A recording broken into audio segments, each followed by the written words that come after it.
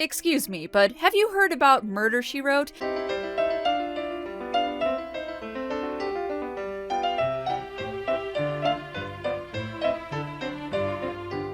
Hey everyone, Pushing Up Roses here, and today I actually do have a special video for you. I always seem to say that each video is covering something special, but this time it's true! I wanted to put together my favorite moments from writing about Murder, She Wrote, my favorite jokes, riffs, and just funny moments in general, because this series I've been doing for the last couple years has been such a positive thing in my life. I started it in February of 2019 with a video called That Time Murder, She Wrote Went Off the Rails, and had no expectations of it going anywhere. It was meant to be for me and other people who maybe enjoyed the show, but it turned out to be extremely popular, and I've had a blast talking and snarking on one of my favorite shows. Yes, this video is a bit of an ego booster, but it was fun putting together what I considered my favorite parts from my series, which I called That Time on Murder, She Wrote, and I really hope you love it too and laugh along with me. Thank you for watching these videos. I look forward to writing many, many, many more. Enjoy the supercut, my fellow sleuths. If I don't get back to the office, my computer is going to get lonely. It's a little boxy, but it knows how to spread sheets. This was the high point of her life.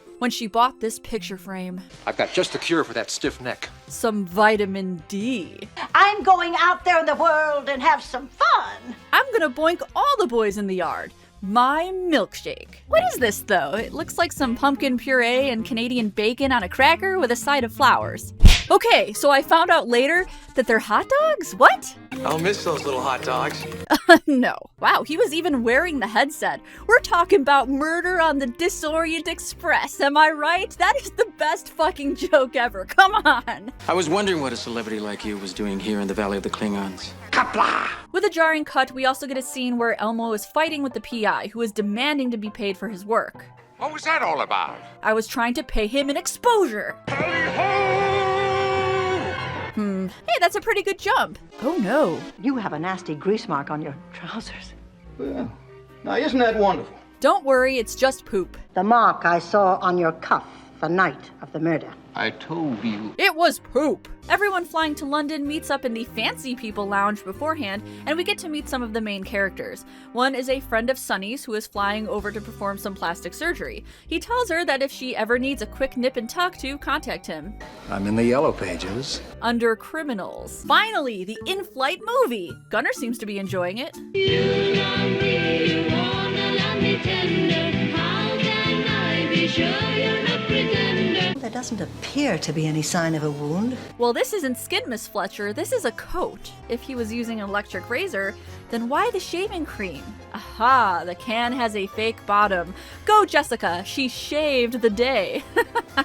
Can I just point out this bizarre, awesomely weird 90s Art Deco lamp? Everything is marble and extra, and it's all I want in my life right now. My standards are so low. As soon as Jess begins to explain her process, someone comes in and delivers a rather hideous flower arrangement. Check it out, we added some sticks. June is upset because, oh no, who will make my butt-ugly flower arrangements? He did the sticks so well. It's the malevolent specter, the Headless Horseman!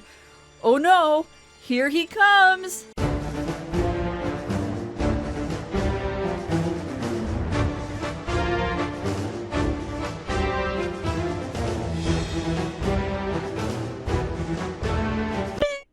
Oh, Greg Brady, how the mighty have fallen. I think something's broken. It's your brain. Oh good, she found the kids' occult room. Now, boys. Let me show you how to be a witch. Mystic power. Oh my god, Jess is on point today. That is a face that says, I will fuck you up. Speaking of, here's Pamela now. She claims to be returning a cookbook to Amy, which Jess takes a keen interest in. Without even asking, Higgins opens it. It's not a book. Very good! In some strange attempt at negging, he compares her investigations to one of her books, admitting to reading some of it but not finishing it because he had figured out who the murderer was early on. I already kind of figured out that your killer's a psychiatrist. Actually, it was the lawyer. Holy shit! Did you see that? He just landed on that man's dick! We call this one the flaming foot job. Joan, the woman who hit on Magnum earlier, sneaks into his room with salacious thoughts on the mind. Maybe she was turned on by his damp fucking shirt earlier, who knows? Forget it, Higgins. It's too late. I leave for Maui in 15 minutes. I only need 5. I only need 2. One of the other ladies attempts to flirt with Magnum while Higgins talks about something. I couldn't focus on what he was saying because I was so intrigued by this unique hairstyle. It's like the opposite of a comb over. Instead of hiding the receding hairline, we focus on it. Just fuck up half my shit. That's probably important to the plot, but who cares? Jessica is here, finally. Unsurprisingly, Magnum is smitten by her presence. She just lights up her room. She radiates sunshine and grace and intelligence. I was pretty blasé about this episode until now. With Jess here, I am precisely 1,000 times more into it. Higgins' reaction pretty much says it all. Oh my God. J.B. Fletcher. Back to the workroom, where we get a very awkward moment between Jason, a new builder, and Kim, one of the puppeteers. She asks him to fix one of the puppets for her. And they call it puppet love. Maybe we could, I don't know, have dinner or see a movie or something tonight. And then later, I can shove my hand up your butt. Anyway, she rejects him because he's an asshat. Wait, it's only Jason? God, this guy is weird. And how is he playing all 4 puppets? I designed this graphic to show how he might be doing it. Pretty sure I nailed it. Jess suggests he just talk to everyone. You know, like when you exchange words with someone else with the intention of resolving conflict. You know, like talking. Maybe if you talk to the others. That's it. I've never thought of that before. It's brilliant. So you're saying I gotta start acting like a grown-up, huh? Or at least stop acting like a ding-dong. But the real reason I decided to cover this episode is solely because of this ridiculous scene.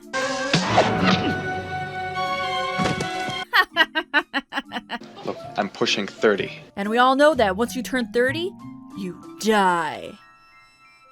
I'm a ghost. I realize this lodge is in the snowy mountains and I'm sure it's freezing, but these outfits are abysmal. It's a battle of the Argylls. Jess purchases a snow outfit for her nephew Grady, who is supposed to be meeting her there. I haven't seen him for 3 months. It's been the best 3 months of my life. Because this is where they put all the old fogies. Around here, that's anybody over 30. Once again, I'm over 30. Since I assume that your question is no more than feminine curiosity, I'm even going to answer it. Feminine curiosity? Ew. Garbage. I assume his attitude is the result of masculine stupidity. Everyone meets in the lodge to talk about it, and holy shit, cool lamp! Anyway. This is a fearsome storm. Dude, there's a murderer on the loose. Nobody cares about the weather. Actually, that is all this man has talked about so far. Many a night I've been trapped in a storm-ridden airport. Never bothered me. Last year, took my vacation in Hawaii. It rained. Never had much use for camels. What? Yeah, I don't suppose Cabot Cove has had a gang war since the Whiskey Rebellion of 1794. That was a creepy thing to say. Yeah, I stabbed a fucker. Whiskey Rebellion, 1794. Oh my god, their faces. This is what I signed up for. These classic Metspressions. In other news, have you ever wanted a vest that looks like a potholder? Cut to Seth jogging. Or, I think it's jogging. What the fuck is that? This is the mirror your mom gave you when you got married. Yes, Grady. It will come in handy when you're in the desert and you come across Medusa. You'll know when the time is right. Hello everyone, Pushing Up Roses here. This is a reference to 1986 Sierra adventure game King's Quest III To Err Is Human. I made this joke thinking people would understand the reference, but now realize that it may in fact not land. Thank you. Carry on. I gotta get ice for my drink. I need to cool off my hot blood. What the fuck is that? Meanwhile, Uncle Ben is up to no good and knocks on Jessica's door late into the night for a booty call. You look ravishing. Ben, you look tired. You look like shit. This is the most ridiculous discovery of a body I think I've ever seen. I'm not going to say anything, I'm just going to let this play.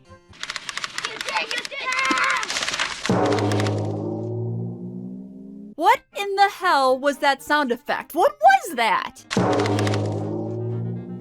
This doesn't happen just once. Oh no, it happens twice within a 30-second time span.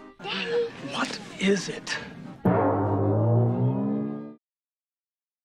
Hey Hey everyone, thank you so much for watching my little supercut on my Murder, She Wrote series. I had a lot of fun going through these clips and remembering why I love this show so much. Thank you to my patrons who support endeavors like these. If you want to support the channel, please consider donating a few bucks, but if not, likes, comments, and shares also appease the algorithm and my confidence. If you want to see more from me, then here's a few suggestions. On the right, we have my very first episode of that time on Murder, She Wrote.